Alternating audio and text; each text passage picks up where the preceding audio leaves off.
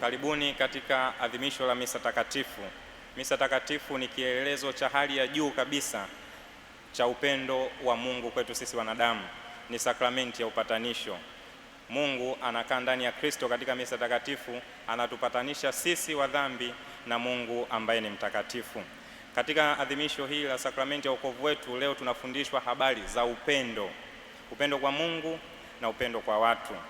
Upendo ni uwepo wa mpendwa katika akili na moyo wa mpenda muda wote.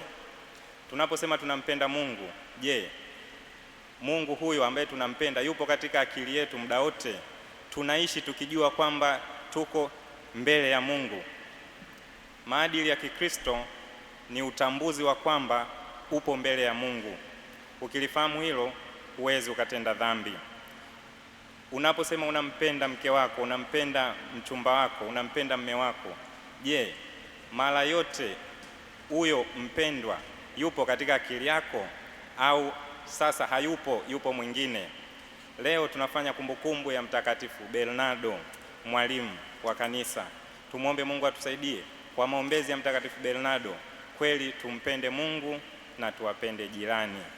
Tujute dhambi zetu.